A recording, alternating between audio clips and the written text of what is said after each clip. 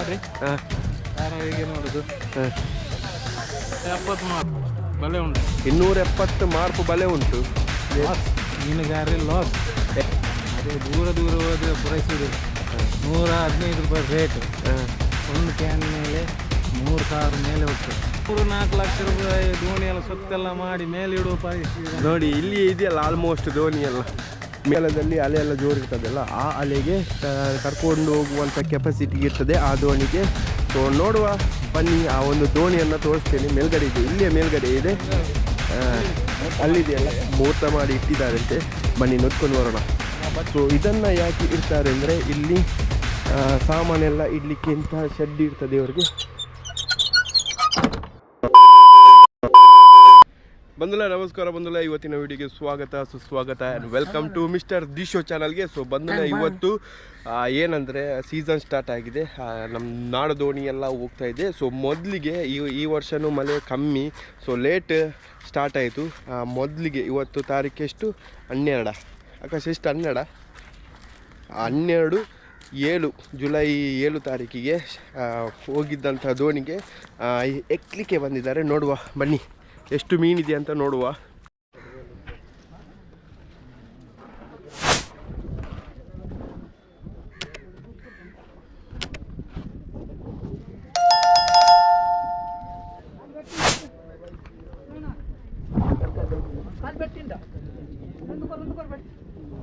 ನೋಡಿ ಇವಾಗ ಸ್ಟಾರ್ಟ್ ಆಗಿದೆ ಮಾತ್ರ. ಇವಾಗ ಸೀಸನ್ಗೆ ನೂಲು ಹಾಕ್ತಾ ಇದ್ದಾರೆ, ಜಾಯಿಂಟ್ ಮಾಡ್ತಿದ್ದಾರೆ ಒಂದೊಂದು ಮಾಂಡ್.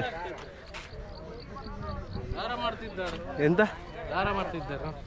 ತೋರಿಸಿ ದಾರ ಮಾಡೋದು ಹೇಗೆ ಅಂತ ತೋರಿಸಿ. ನೋಡಿ ದಾರ ಹೇಗೆ ಮಾಡೋದು.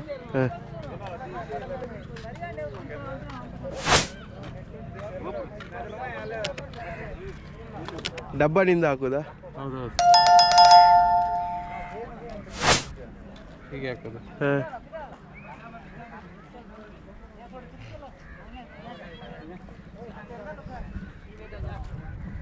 ಫುಲ್ ಆಗ್ತಾ ಹೋಗ್ತಿದ್ದೀರಾ ಅಲ್ಲಿ ತನಕ?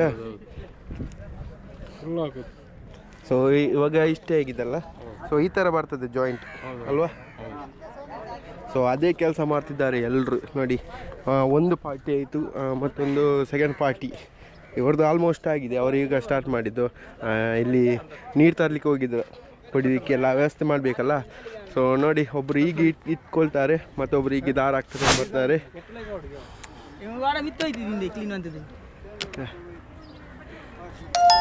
ಸೊ ಟೋಟಲ್ ಆಗಿ ಈ ಬಲೆ ಏನಿದೆ ಅದನ್ನು ಜಾಯಿಂಟ್ ಮಾಡ್ಕೊಂಡು ಬರ್ತಾರೆ. ಒಟ್ಟಿಗೆ ಎಷ್ಟಿದೆ ಮಾಂಡ್? 34 ಮಾಂಡ್ ಇರುವಂಥ ಬಲೆ ಇದು. 34 ಅಲ್ಲ, ಎಷ್ಟು? 270 ಮಾರ್ಕ್ ಬಲೆ ಉಂಟು. 270 ಮಾರ್ಕ್ ಬಲೆ ಉಂಟು. ಮಾಂಡ್ 2 ಮಾಂಡ್ 4 ಜೂಲಿ. 2 ಮಾಂಡ್ 4 ಜೂಲಿ. 270 ಸರ್ಕಲ್. 270 ಸರ್ಕಲ್ಲ. ಸೊ ನೋಡಿದ್ರಲ್ಲ ಬಲೆಯ ಇನ್ಫಾರ್ಮೇಶನ್ ನೀವು ನೋಡಿದ್ರು ಎಲ್ಲ ಉಂಟು. ಬಿರಿಯಾನಿ ಉಂಟು, ಎಲ್ಲ ತಿಂದಿದ್ದಾರೆ ಇವಾಗ. ಚಾ ರೆಸ್ಟ್. ಸೊ ನೋಡಿ ಚಾ ಬ್ರೇಕ್. ಇವಾಗ ಎಲ್ಲ ಚಾ ಕುಡಿತಿದ್ದಾರೆ. ಇವತ್ತು ಆಲ್ಮೋಸ್ಟ್ 12 ಅವರ್ಸ್ ಇದೇ ವರ್ಕ ನಿಮಗೆ ಬಲೆ ಸೆಟ್ಟಿಂಗ್ ಮಾಡೋದು. ಬಲೆ ಸೆಟ್ಟಿಂಗ್ ಮಾಡಿ ದೋಣಿಯಲ್ಲಿ ಹಾಕೋದು. ಮತ್ತೆ ಯಾವತ್ತು? ನಾಳಿಂದ ನಾಡಿದ್ದು ಹೋಗ್ತೀರಾ? ನನ್ನನ್ನು ಕರ್ಕೊಂಡು ಹೋಗ್ತೀರಾ ಒಂದು ದಿವಸ?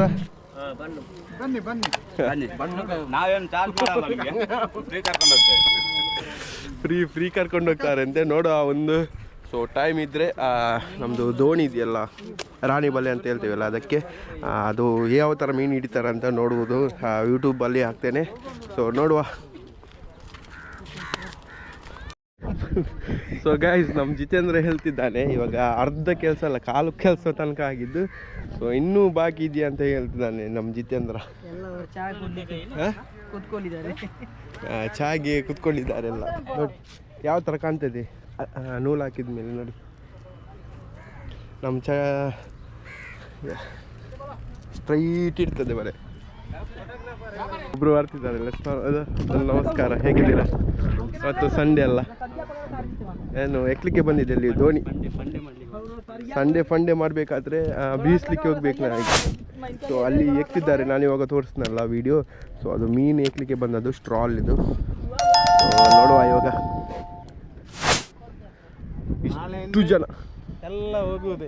ಎಲ್ಲಿ ಮೀನು ಹಿಡಿಲಿಕ್ಕೆ? ಮೀನು ಹಿಡ್ಲಿಕ್ಕೆ ಹೋಗುವುದೇ. ಹಾಂ, ಫುಲ್ ರೆಸ್ಟ್ ಆಯಿತು, 2 ತಿಂಗಳಾಯಿತು. ಈಗ ನಾಳೆಯಿಂದ ಹೊರಡುವುದೇ ಸೀದಾ. ನಿಮ್ಮದು ದೋಣಿ ಎಲ್ಲ ಜಾರಿ ಆಯ್ತಾ? ಇಲ್ಲ, ನಾಳೆಗೆ ಎಲ್ಲ ರೆಡಿ ಆಗೋದು. ನಾಳೆಗೆ ಎಲ್ಲ ಬಲೆ ಸೆಟ್ಟಿಂಗ್ ಎಲ್ಲ ಆಗಿದೆ, ಎಲ್ಲ ರೆಡಿ ಇದೆ. ತುಫಾನ್ ಎಲ್ಲ ಜಾಸ್ತಿ ಇತ್ತಲ್ಲ, ಈಗ ಕಮ್ಮಿ ಆಗಿದೆ. ಮೀನು ಸಹ ಬಂದಿದೆ. ಅಲ್ಲ, ಈ ಸತಿ ಮಳೆ ಕಮ್ಮಿ ಅಲ್ಲ? ಸಿಕ್ಕಾಪಟ್ಟೆ ಕಮ್ಮಿ, ತುಂಬ ಅಂದರೆ ತುಂಬಾ ಕಮ್ಮಿ ಆಗಿದೆ. ಕಸ್ಬು ಎಲ್ಲ ಲೇಟ್, ಮೀನುಗಾರರಿ ಲಾಸ್. ಎಣ್ಣೆ ರೇಟ್ ಕೂಡ ಜಾಸ್ತಿ ಆಗಿದೆ. ಆಲ್ಮೋಸ್ಟ್ ಅಲ್ಲಿ ಜಾಸ್ತಿ ದೂರ ಹೋಗ್ಲಿಕ್ಕಿಲ್ಲ.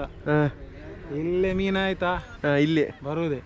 ಮತ್ತೆ ದೂರ ಹೋದ್ರೆ ಪೂರೈಸುವುದಿಲ್ಲ. 115 ರೂಪಾಯಿ ರೇಟ್. ಒಂದು ಕ್ಯಾನ್ ಮೇಲೆ 3000 ಮೇಲೆ ಹೋಗ್ತದೆ. ಅಲ್ಲ, ಒಂದು ದಿವಸಕ್ಕೆ ಎಷ್ಟು ಲೀಟರ್ ಹೋಗ್ತದೆ?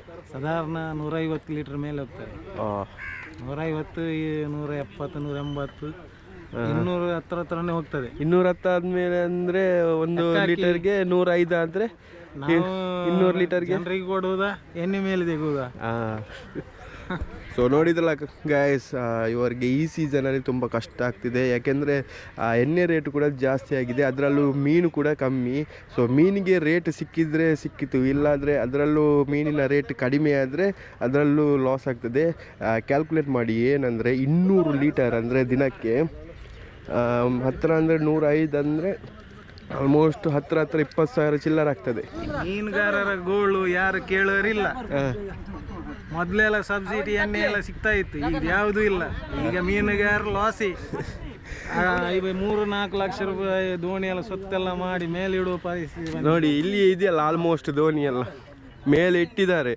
ಈ ಒಂದು ಹೊತ್ತಲ್ಲಿ ಇಂಥ ದೋಣಿ ಇದೆಯಲ್ಲ, ಇಂಥ ದೋಣಿ ಎಲ್ಲ ಆ್ಯಕ್ಚುಲಿ ಮಳೆಗಾಲದಲ್ಲಿ ಜಾರಿಸಿ ಎಲ್ಲ ಈಗ ನೋಡಿದ್ರಲ್ಲ ನೀವು, ಅಲ್ಲಿ ಮೀನು ಎಕ್ತಿದ್ದಾರೆ. ಸೊ ಆ ಥರ ಮೀನು ಹಿಡಿಲಿಕ್ಕೆ ಹೋಗ್ತಿದ್ದು. ಆದರೆ ಈ ವರ್ಷ 2026ನೇ ಇಸ್ವಿಯಲ್ಲಿ ಸೊ ಎಲ್ಲ ಹೆಸರೆಲ್ಲ ಬರೆದಿಟ್ಟಿದ್ದಾರೆ, ಜಾರಿಸಲಿಕ್ಕೆ ಇನ್ನೂ ಲೇಟ್ ಉಂಟು. ನೋಡಿ, 1, 2, 3, 4 ಸುಮಾರು ದೋಣಿ ಇದೆ ಇಲ್ಲಿ. ಸೊ ಈ ವರ್ಷ ಅಂತೂ ಅಷ್ಟೇನು ಲಾಭ ಇಲ್ಲ ಅಂತ ನನಗೆ ಅನಿಸ್ತದೆ. ಸೊ ನೋಡುವ, ದೇವರು ಕೊಟ್ಟರೆ ಸಿಗ್ತದೆ. ನೋಡಿ ನಮ್ಮ ಕಷ್ಟ ಯಾರಿಗೆ ಬೇಕು, ಯಾರಿಗೆ ಬೇಡ.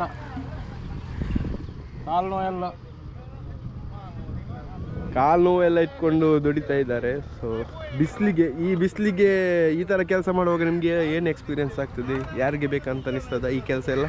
ಹೌದು, ಕೆಲಸನೇ ಬೇಡ. ಸೊ ನಿಮ್ಮದು ದೋಣಿಯಲ್ಲಿ ಉಂಟು ಈಗ ಇದು ಎಲ್ಲ ರಿಂಗ್ ಎಲ್ಲ ಕಟ್ಟಿ ಮೇಲೆ ಉಂಟಾ? ನಾಳೆ ಕ್ರೈನ್ ಬರ್ತದೆ, ಇವತ್ತಾಗಲ್ಲ. 2 ಗಂಟೆಗೆ ಬರ್ತದೆ ಅಂತ ಇನ್ನು ಕ್ರೈನ್.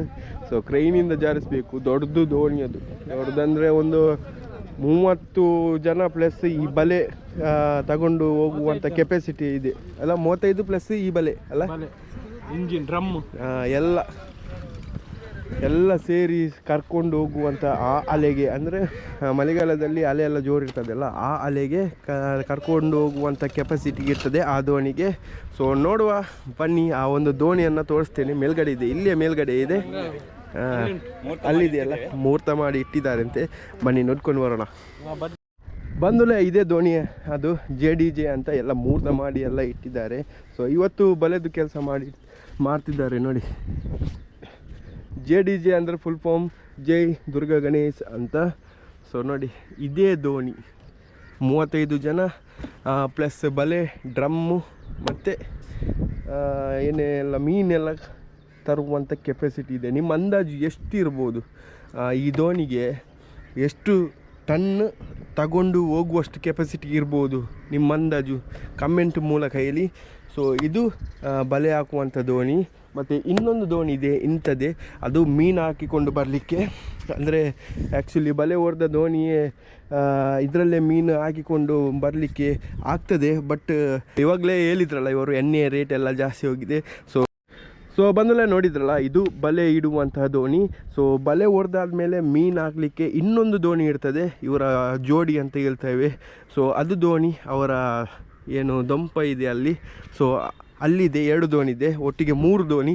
ಇದು ಬಲೆ ಹಾಕುವಂಥ ದೋಣಿ, ಮತ್ತು ಅಲ್ಲಿ 2 ಇರುವಂಥ ದೋಣಿ ಅದು ಮೀನು ಹಾಕಿಕೊಂಡು ಬರಲಿಕ್ಕೆ. ಸೊ ಬಲೆ ಎಲ್ಲ ಹೊಡೆದಾದ್ಮೇಲೆ ಏನು ಮಾಂಡಲ್ಲಿ ಮೀನು ಬರ್ತದೆ ಅಲ್ಲ, ಸೊ ಅದನ್ನು ಇನ್ನೊಂದು ದೋಣಿಗೆ ಹಾಕಿ ಸೀದಾ ಡಾಕಿಗೆ ತಗೊಂಡು ಬರ್ತಾರೆ. ಮಾರ್ಕೆಟ್, ಫಿಶ್ ಮಾರ್ಕೆಟ್ ಇದಿಲ್ಲ, ಫಿಶ್ ಮಾರ್ಕೆಟ್ ಅಂದರೆ ಆದರೆ ಬಂದರಿಗೆ ತಗೊಂಡು ಬರ್ತಾರೆ. ಸೊ ಇದು ದೋಣಿಯಲ್ಲಿ ಕೂಡ ಹಾಕಿಕೊಂಡು ಬರ್ಬೋದು. ಆದರೆ ಇದು ದೋಣಿಯಲ್ಲಿ ಹಾಕಿಕೊಂಡು ಬಂದರೆ ಕಷ್ಟ ಆಗ್ತದೆ ಅವರಿಗೆ, 2-3 ಸತಿ ಬಂದು ಹೋಗಲಿಕ್ಕೆ. ಮತ್ತು ಎಣ್ಣೆ ಕೂಡ ಜಾಸ್ತಿ ಹೋಗ್ತದೆ, ಲೋಡ್ ಇರ್ತದಲ್ಲ ಈ ದೋಣಿಯಲ್ಲಿ. ಸೊ ಈ ದೋಣಿ ಮೀನೆಲ್ಲ ದೋಣಿಗೆ ಹಾಕಿದ ಮೇಲೆ ಇನ್ನೊಂದು ಮೀನಿದು ಗುಂಪಲ್ಲಿರುವಂಥ ಮೀನಿಗೆ ಹುಡುಕೊಂಡು ಹೋಗ್ತಾರೆ.